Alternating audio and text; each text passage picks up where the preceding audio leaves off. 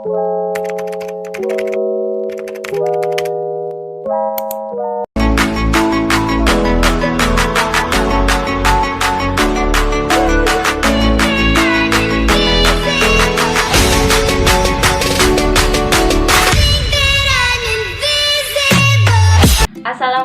warahmatullahi wabarakatuh.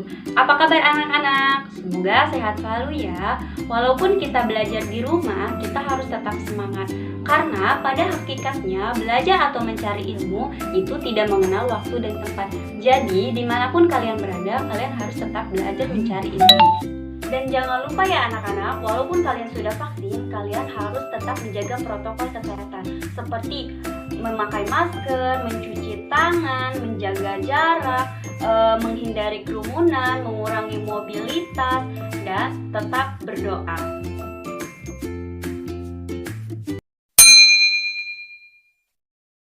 Sebelum memulai pelajaran, marilah kita baca doa terlebih dahulu. Baca doa mulai. Baca doa selesai. Selanjutnya kita langsung ke pembelajaran ya anak-anak.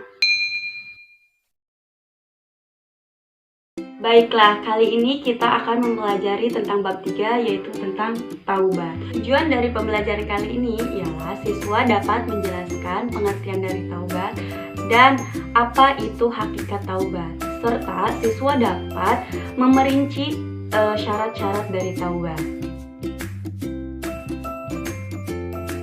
Pengertian taubat berasal dari kata tawwaba, yaitu kembali kepada siapa? Kembali kepada Allah. Sedangkan taubat menurut syar'i ialah meninggalkan dosa karena takut kepada Allah, menyesali akan perbuatannya dan bertekad untuk tidak mengulanginya. Dan ia ingin memperbaiki dengan amal-amal perbuatannya. Namun ketika kita meninggalkan dosa tapi tidak melaksanakan kewajiban-kewajiban kepada Allah, itu sama saja, itu tidak bisa disebut dengan taubat. Berarti dia hanya mempermainkan Allah, bahwasanya dia ingin meninggalkan dosanya. Iya, dia meninggalkan dosa, tapi dia tidak berbuat amal-amal perbuatan kepada Allah. Itu belum bisa disebut taubat. Sedangkan hakikat taubat ialah menyesali akan perbuatan dosanya dan semata-mata ingin menyerahkan dirinya hanya kepada Allah, meninggalkan perbuatan dosanya, menjauhi larangan-larangan Allah, dan ia benar-benar kembali kepada Allah. Itu disebut hakikat taubat, yaitu penyesalan dalam diri manusia untuk tidak mengulanginya. Selanjutnya ialah syarat-syarat taubat. Nah, seseorang yang bertaubat itu harus memenuhi syarat-syarat berikut ini. Yang pertama yaitu Islam. Kenapa Islam? Karena orang kafir itu tidak akan diterima amalnya sebelum masuk Islam. Nah, yang kedua ialah menyesali dosanya.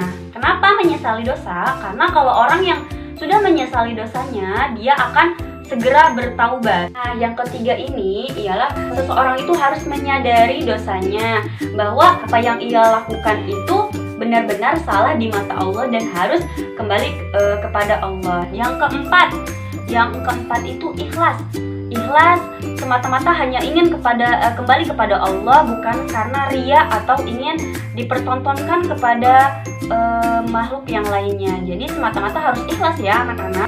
Selanjutnya yang kelima ialah memperbanyak bacaan istighfar. Biasanya kalau orang yang ingin bertaubat, memohon ampunan kepada Allah dengan memperbanyak istighfar. Jadi orang yang bertaubat syaratnya itu yang kelima ialah membaca istighfar. Sedangkan yang keenam ialah berjanji tidak akan mengulangi, sebagaimana Rasulullah SAW bersabda, al-mustaghfiru bil lisan, al-musirru ala dzunubi kal mustahzi'i bi rabbi. Artinya orang yang memohon ampun dengan lisan tetapi ia sering berbuat dosa seakan-akan dia memperolok-olok Tuhannya. Jadi kalau syarat-syarat taubat yang keenam ialah berjanji tidak akan mengulanginya lagi. Kalau misalkan dia mengulanginya lagi, berarti dia memperolok-olok Tuhannya. Jadi jangan seperti itu ya anak-anak. Yang ketujuh ialah menutupi kesalahan dengan perbuatan yang terpuji atau amal soleh. Jadi kita harus memperbanyak amal soleh ketika kita benar-benar ingin bertaubat atau kembali kepada Allah. Sedangkan yang kedelapan ialah Masa taubat sebelum nafas sampai di tenggorokan dan sebelum matahari terbit dari barat. Maksudnya apa? Ialah taubat itu sebelum kita meninggal dunia atau sebelum kita wafat. Jadi sebelum kita wafat diwajibkan atau diharuskan untuk bertaubat kepada Allah, atau sebelum matahari terbit dari barat. Maksudnya apa? Yaitu sebelum hari kiamat terjadi. Jadi itu masa taubat manusia kepada Allah Subhanahu wa taala. Sedangkan yang kesembilan ialah jika perbuatan dosa kepada manusia, maka cara bertaubatnya ialah dengan cara meminta maaf kepada orang tersebut.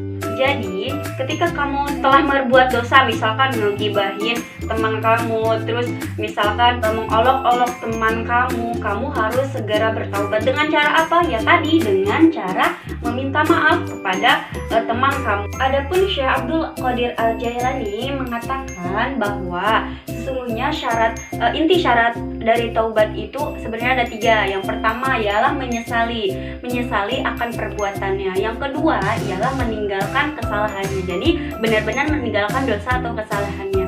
Yang ketiga ialah berjanji tidak akan mengulanginya lagi. Itu 3 inti syarat taubat menurut Syekh Abdul Qadir Al-Jailani.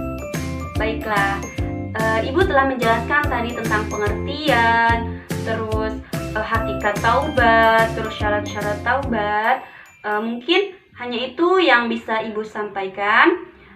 Kurang lebihnya Ibu mohon maaf. Assalamualaikum warahmatullahi wabarakatuh.